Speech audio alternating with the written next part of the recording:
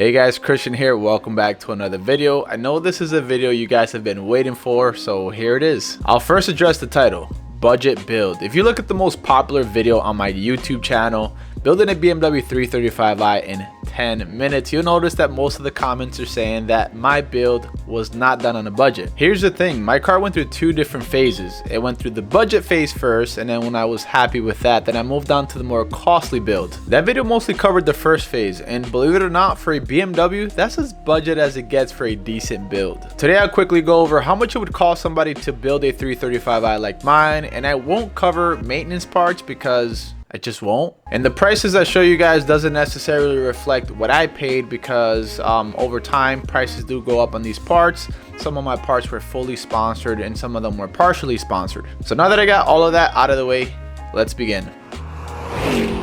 It's only right that we start with the exterior because, I mean, it's the first thing people see when they see your car, right? Arguably the most noticeable thing on the exterior of the car is the color of the car. And no, it is not a paint job. I only say that because I get a lot of people that approach me asking me what's the color of the paint on my 335i, but it's actually a vinyl wrap. The color is ice matte silver titanium and it's made by KPMF. I took a pretty big chance with this color because there wasn't a lot of cars out there that were rocking it. So it was hard for me to picture what the car was gonna look like. The original paint color of my car is BMW Jet Black, which looks phenomenal on pictures, on video, in person. It makes it look like a show car. So I knew it was risky business changing the color to something unique like this one. But once I got to see the final product, I knew I made a great choice. It was very different. It grabbed a lot of attention. My subscribers and my viewers really liked the color. And the best part is that I stood out as being unique. I wasn't rocking what a lot of people go for, the Nardo Gray, the satin black, the matte black, you know, the safe colors. Guardian Wraps is the company that wrapped my car. They're located here in the Central Florida area. They did a phenomenal job. I did speak to them to try to get a price in to share with you guys, since I've gotten over 100 DMs asking me how much did I pay for the wrap. I only ended up paying for the materials and not the labor, which is normally the most expensive part of the process since me and Guardian Wraps partnered up. But if you're looking to vinyl wrap your car, you should expect to pay minimum $2,500, and it can go up from there based on what you want, what type of car you have, and the color of the wrap, even the color of your paint. Let's assume that you have the same 335i as me and you wanted the same wrap color. Guardian Wraps would charge you $2,700 for that job. If you're interested in seeing other cars that Guardian Wraps worked on, I'll leave a link to their Instagram down in the description below. All right, moving on to probably the second most noticeable thing on the exterior of the car, and that is the wheels and the tires. Well, not so much the tires, but the wheels. I'm rocking 19-inch VMR 803 wheels in this very sexy gunmetal color. When it comes to quality and pricing, it's really hard to beat the value that VMR puts out there. These are flow form wheels, which mean they're not quite cast wheels and they're not quite fully forged wheels. They're somewhere in the middle where it takes a little bit from like the forged concept, and they're stronger and much lighter than cast wheels. If you wanted the setup of the same 19-inch wheels from VMR, you would pay $1,460. When it comes to tires, I decided to go with Falken Azenis FK 510 tires. Why did I decide to get these tires? Well, Falken has a very good reputation. They had very good reviews from a lot of independent sources, and the best part is that they are affordable. They're not quite max performance summer tires, they're ultra summer tires. It's a very small category. Either way, they're very good, plenty of grip, great in the rain, and they don't cost that much. Oh yeah, and also they offer like sizes like across the entire board, where there are common sizes, uncommon sizes. You can find Falken Azenis FK 510 tires pretty much in whatever size you need them in. For the tire sizes that I'm using, which is 235/35 up front and 265/30 in the rear, 19-inch, you should expect to pay $710, which is much less than its competitors, and you get really good performance as well. Next up are the headlights. It's probably the most interest I get from my viewers, whether it's on Instagram, YouTube comments, Facebook. People are always asking me, how much did I pay for them? And where do I get them? I will say this, if you wanted to get your headlights customized like mine, it's not really budget friendly. It's gonna cost you around 800 bucks. That's how much it cost me to get these headlights done. The name of the company that I went with is Bay Optics. Essentially, they'll open up the headlights, take all the components out, kind of rebuild the entire inside to make it look like what I have, which I'm sure is very, very time consuming. And since we're talking about the headlights, let's go ahead and talk about the opposite side, the taillights. If you have a BMW convertible like mine, specifically the E93, just know that it's very hard to find the facelift version taillights like the ones that I have on my car. because no company really sells them as an aftermarket part. You have to buy them OEM, which is really hard to source.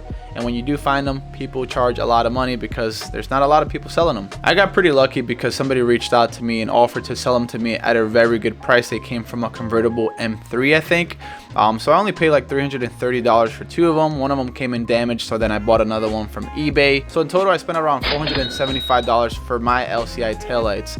If you were to try to find them yourself on eBay, on forums, you're probably going to pay a bit more unless you get lucky like I did. Going back to the front end of the car, the glossy black kidney grills, I only paid $40 for them on eBay. The M Sport lip that you see on my 335i, that is also wrapped in that beautiful matte ice silver titanium, only cost me 60 bucks. And I also bought that part on eBay. But get this, because people are always messaging me asking me where they can buy that lip. The day that I published the video of me installing the lip onto the car, I left a link to the seller on eBay that was selling that lip for 60 bucks.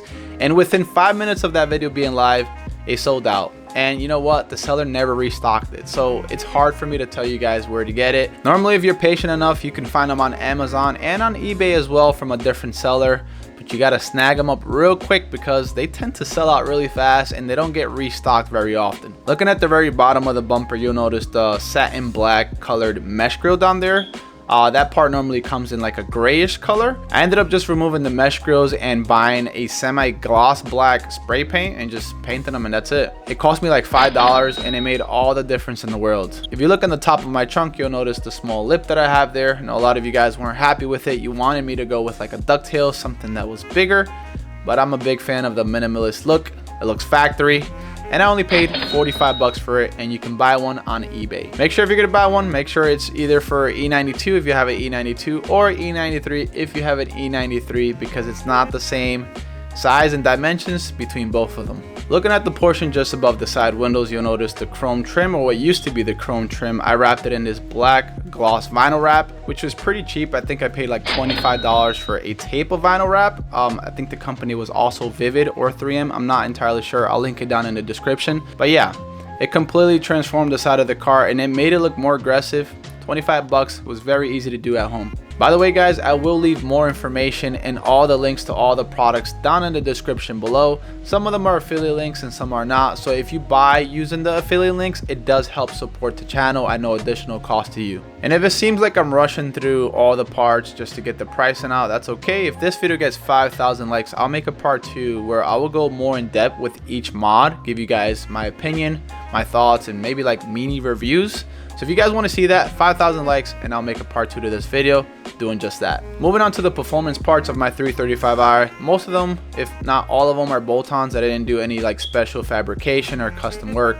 Just bolt right on. The 7.5-inch stepped race intercooler from VRSF is a massive upgrade if you're making enough power. When I first upgraded to the system, it didn't have any upgraded turbos, just had full bolt-on stock turbos. It might have been an overkill, but I was trying to prepare myself for the future. Typically, when you start modifying your car, you get the modification bug and you just want more power, more power. So it's better to just buy the big boy first instead of buying the small one and then having to get rid of that one and upgrade into a bigger one later.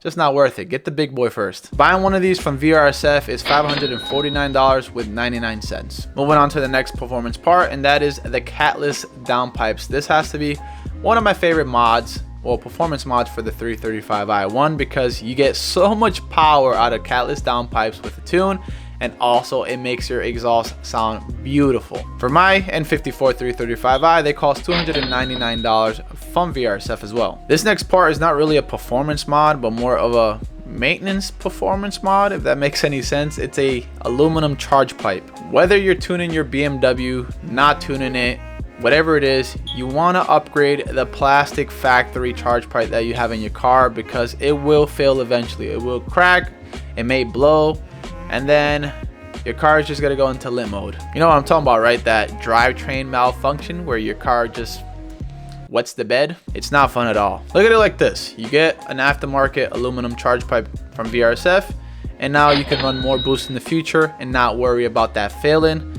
while you're trying to have a little bit of fun. The next bolt-on is the HKS blow-off valve. I believe I have version number 4. I don't really think they change in function between the versions. It's more because people are knocking off the design, so they keep changing the design to stay ahead. Plus, I like how this one looks like. It almost looks like a ray gun from Call of Duty. It makes a beautiful sound. I guess that's very subjective, right? Because HKS is normally on Japanese vehicles, but I love that sound as a person that grew up with Japanese cars first and then moved into Euro.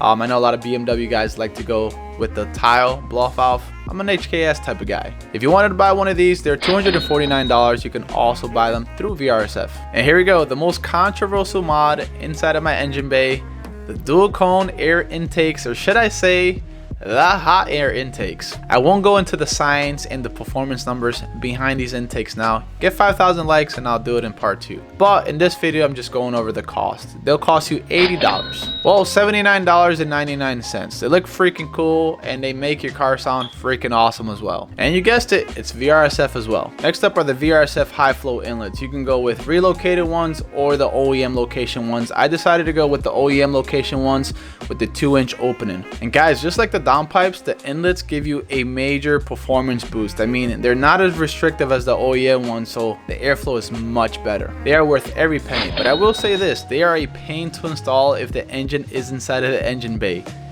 Very, very tedious to install. The next 2 modifications pretty much go hand in hand. I ended up upgrading my low pressure fuel pump for a spool performance stage 2 low pressure fuel pump, because of course I need more fuel and I want to be able to run a higher mixture of E85. The cost of that is $299. I also upgraded the stock turbo since the turbo seals were gone. I went for pure stage 2 high flow turbos, which added so much power to the car that it is insane to drive my car on like a regular road. I don't have my custom tune fully dialed in, which is why I haven't updated you guys on the performance numbers, the acceleration, dyno, and all that good stuff. I need one more revision and I'll be done. I'll update you guys on that. But anyways, the cost of the pure stage 2 high flow turbos is $4,200. The prices could be slightly less or slightly more based on the options that you take off. I didn't go with all the options, like there was like the heat shield and like install kit and stuff like that, so the price can vary, but the average is around $4,200. You can go for the daily driver setup versus the high flow setup that I have. You just have like a less horsepower peak potential, 600 horsepower to the wheel versus 700, which is what I have. But yeah, $4,200 give or take for the high flow pure stage 2 turbos. Now my most recent mod that I have on the 335i is a full street VRSF exhaust, and I absolutely fell in love with it, but then I hate it at the same time because it doesn't fit right on the E93 convertible. It fits perfectly fine on the coupe and on the sedan version of my car, but on the convertible it just requires way too much modifications and I'm probably not going to keep it. There is a solution to make it fit, but it's just not ideal, and I will make an update video for those of you guys that are interested in still buying it and modifying it to fit your E93. It's just a bit complicated. That said, I really recommend the system, of course, for like E92s, E90s and stuff like that. But it's a very good product. The construction is pretty good, 3.5 inch all the way from the front to the back. The sound is not crazy loud, it's not crazy low. Somewhere in the middle, it doesn't drone. Very good setup, and it's a very good price too. You get the whole setup from VRSF for $779, which is a very good deal. Moving on to the suspension, I really didn't do much as far as like kind of replace the bushings and the arms to the car, but of course the car is lower. I decided to go with one of the best value coilover systems in the world, and that is BC coilovers. I went with the BR series. They have adjustable dampening and rebound, pretty much like 30 clicks of adjustability. They look really cool, the color scheme, the black, the gold. Honestly, I don't know how they can get away with selling a system that has so many features packed in, rides really well, looks really pretty, for only $995. Like, that's a very, very good deal. I mean, you get everything that you need. Adjustability when it comes to comfort. You can adjust the ride height on the fly, very easy to do yourself, and you can customize the setup however you want. You can even go with certain setups like extreme low, so you can really lower your car, and BC doesn't charge you any extra for that. I also paid an additional $40 to get like these adjustable extenders for the rear, because on the E93 it's really hard to get to the top of the strut to adjust the settings because of all the extra stuff that's back there. So if you get the extenders and you run them from the top of the strut all the way to like where a visible area in the trunk, you'll be able to adjust the dampening and the rebound really easy instead of having to take everything out. So that was like $40. Moving on to digital tuning. For the longest, I was using MHD tuning. I was using one of their off-the-shelf maps, Stage 2 Plus, along with full bolt-ons. And when I took my car to the dyno with that setup, I was pushing around 400 wheel horsepower and about 450 pound-feet of torque. If you wanted to buy just a tuning module by itself, it's like $181. Then you buy each map, it's like $60 or $70. And then, you know, you would have to buy each map individually if you ever wanted to upgrade to like a E30 blend, or you wanted to downgrade or whatever. Or you can just buy the super license package that they offer, which is the best deal. It's probably what I would recommend if you're really serious about tuning. You get all the maps, you get the monitor module, the E30 blends, you get everything in case you ever wanted to switch between maps. That's $303, and that includes everything that MHD tuning has to offer for the N54 engine. Prices may vary for the N55 though, so just be aware. Since I'm rocking the ZF 6-speed automatic transmission for my 335i, I decided to get a transmission tune from XHP Tuning. I know a lot of people like to use the Alpina Flash, but the XHP, especially Stage 3 transmission tune, which is the one I'm running, is much faster, and you can really dial in your settings and customize everything within the app. Highly recommended. I believe if you get their entire super license, it's $269. That includes everything from limiting the torque on each gear, the ratios, how fast you can shift, how slow, how comfortable, how drastic. So yeah. And I'm currently in the process of dialing in a custom tune, which you can use the MHD software to get that custom tune into your car and dial it in. My custom tune is sponsored by a company, but my guess would be that a custom tune would run you anywhere between $500 and $1,000, somewhere between there. It could be less, it could be more. But yeah, I would expect at least $500 for a custom tune. And finally, moving on to the interior of my car, I really haven't done much in there. I did do a carbon fiber, like a matte carbon fiber wrap to the trim. I had like the very old school wood trim. I wrapped it with this matte carbon fiber wrap that I bought from Amazon, and it gave it a modern approach. Some people like it, some people think it's ricey. I dig it. If I'm not mistaken, I paid around 25 bucks to get enough material to wrap the center console, the doors, and the trim on the dash area. It wasn't enough to wrap the back. So I would say maybe like 40 bucks to wrap the entire trim within the interior of the car. And you don't have to go with the carbon fiber material. If you think, oh, it's fake, you're being a poser for that. You can go with silver, aluminum, gloss black. You can pretty much go with any color that you want. I used a company called Vivid. They're probably the most popular company when it comes to vinyl wraps on Amazon, and for the price, I think their product is really good. And the vinyl wrap interior trim within my car has held up very well. And the last mod that I'll be going over today is my custom steering wheel from Aza Auto Wheel. This is one mod that completely changes the driving experience and makes you want to drive your car like all the time. You can get it customized however you want, different color stripes, leather, Alcantara, carbon fiber, forged carbon fiber, you name it. If you wanted to get a very similar steering wheel to the one that I have, it would cost you $700. And the grand total for everything that was done to my 335i, drum roll please, $15,953. That's the total. That definitely sounds like a lot of money. Let me know what you guys think in the comment section below. Is that too much? Is that just right? Or I don't know, can you justify spending that much on a build similar to mine? Remember, 5,000 likes and I'll make a part 2 where I really go into detail about every single mod and give you guys my personal opinion on if you should get them, pros, cons, and stuff like that. If you haven't already, make sure to subscribe. I got some really cool content coming up in the next few weeks and you do not want to miss that. As always, thanks for watching. Till next time.